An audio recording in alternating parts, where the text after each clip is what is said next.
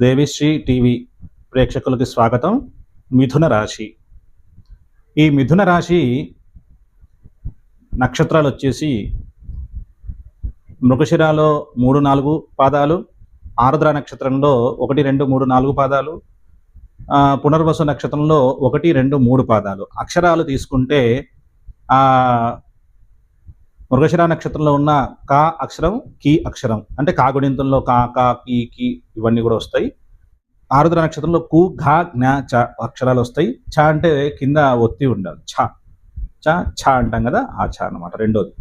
తర్వాత వచ్చేసి పునర్వసుల్లో కేకో హా అక్షరం వరకు వస్తాయి. హా గుణింతం మొత్తం నాదండి, హా అక్షరం వరకే, అంటే హరిత, హారిక, హరీష్ ఇంతవరకే. సరే, మిథున రాశి ఫలితాలు విందాం. విశ్వావసునామ సంవత్సరంలో మిథున రాశి గోచార ఫలితాలు.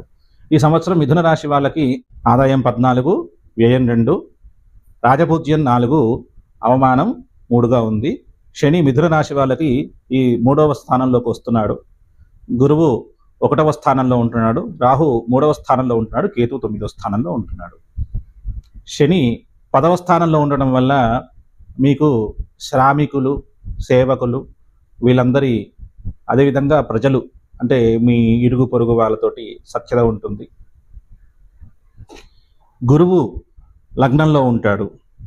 సరే, ఈ రాశి స్త్రీ పురుషాదులకు ఈ గ్రహ ప్రభావం చేత యోగదాయకంగా ఉంటుంది. వీరికి మంచి ఆలోచన శక్తి ఉంటుంది. ఈ సంవత్సరం శక్తికి మించిన పనులు చేస్తూ ఉంటారన్నమాట. మీరు ఇతరులకి మంచి సలహాలు ఇస్తారు. ఆలోచన శక్తి బాగుంటుంది.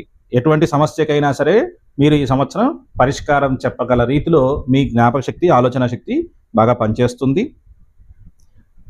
చాతుర్యంగా ఉంటారు కాబట్టి నష్టద్రవ్యం, అంటే పోయిన గత సంవత్సరం, ఆ గత సంవత్సరాల్లో పోగొట్టుకున్న ద్రవ్యం కూడా మీకు లాభం చేకూరుతుంది. పుణ్యక్షేత్రాలు దర్శించుకుంటారు. గృహంలో వివాహాది శుభకార్యాలు జరుగుతాయి. ధన ఒత్తిడి ఉన్నను కూడా తట్టుకుంటారు. సంఘంలో గౌరవాదులు పెరుగుతాయి. అయితే స్త్రీ మూలకంగా కొన్ని సమస్యలు ఎదుర్కొనే అవకాశం ఉంది కాబట్టి కొంత జాగ్రత్తగా ఉండండి. సంతానం విషయంలో, అంటే స్త్రీలకి సంతానం విషయంలో కొంచెం గర్భస్రావం, అంటే అబార్షన్ లాంటివి జరిగే అవకాశం ఉంది. వాటిలో కూడా జాగ్రత్తలు తీసుకోవాలి. ప్రతి చిన్న విషయానికి కూడా ఎక్కువగా ఆలోచిస్తూ ఉంటారు. చోర భయం జరిగే అవకాశం ఉంది కాబట్టి బంగారం లాంటి విలువైన వస్తువులు జాగ్రత్తగా చూసుకోండి. ఈ సంవత్సరంలో ఉద్యోగులకి చాలా బాగుంది. పనికి తగ్గట్టుగా గుర్తింపు లభిస్తుంది. ఉద్యోగస్తులకి ప్రత్యేకమైన హోదా ఉంటుంది. కంపెనీలో మంచి పేరు వస్తుంది. రాజకీయాల్లో ఉన్న వాళ్ళకి ఈ సంవత్సరం అనుకూలంగా ఉందండి. ప్రజలలో మంచి గుర్తింపు లభిస్తుంది. ఎందుకంటే రాజకీయం అనగానే శనిగ్రహానికి సంబంధించిన అనుకూలత ఉంటే కానీ ఆ రాజకీయం ఇది కాదు. కాబట్టి మనకి శని 10వ ఇంట్లో ఉన్నాడు కాబట్టి చాలా బాగుంది. అధిష్టాన వర్గం వాళ్ళతోటి మైత్రి ఉంటుంది. ధనం కూడా మంచినీళ్ళ వల్లే ఖర్చు పెడతారు.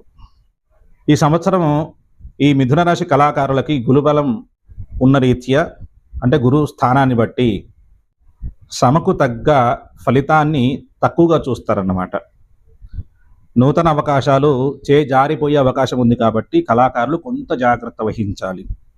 కళాకారులకి ఈ సంవత్సరం మిథున రాశి వాళ్ళకి ఆ గ్రహ స్థానాన్ని బట్టి కొంత అలా ఉంది. ఈ సంవత్సరం వ్యాపారస్తులకి బాగుందని చెప్పవచ్చు. నూతన వ్యాపారాలకి శ్రీకాలం చుడతారు. జాయింట్ వ్యాపారస్తులకు కూడా బాగుంటుంది. కాంట్రాక్టు, బిల్డింగ్ నిర్మాణంలో ఉన్న వాళ్ళకి నూతన కాంట్రాక్టులు వస్తాయి. ఎందుకంటే శని 10వ స్థానంలో ఉన్నాడు కాబట్టి ఆ విధంగా జరుగుతుంది. వ్యవసాయదారులకి 2 పంటలు కూడా బాగుంటాయి. అధిక దిగుబడి పొందుతారు.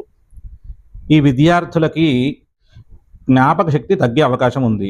ఊహించని మార్కులు, అంటే ఊహించిన మార్కుల కంటే కూడా తక్కువగా వచ్చే అవకాశం ఉంది. కాబట్టి కొంచెం శ్రద్ధ చూపెట్టాలి. క్రీడాకారులకు మాత్రం కొంతమేర బాగుంది, విజయాలు సాధిస్తారు. కాబట్టి మిథున రాశి వాళ్ళు ఈ విధంగా గ్రహ సంచారాన్ని బట్టి జాగ్రత్త పడండి. వివాహాది శుభకార్యాలు జరుగుతాయి. కాకపోతే సంతాన విషయంలో జాగ్రత్తగా ఉండాలి. స్వస్తి. తర్వాత కర్కాటక రాశి వీడియోలో కలుద్దాం. దేవిశ్రీ టీవీ మనందరి టీవీ. ఈ ఛానల్ని లైక్, షేర్, కామెంట్ చేసి సబ్స్క్రైబ్ చేయించండి. మా నుంచి మరిన్ని మంచి వీడియోలు రావడానికి తోడ్పడండి. ధన్యవాదాలు.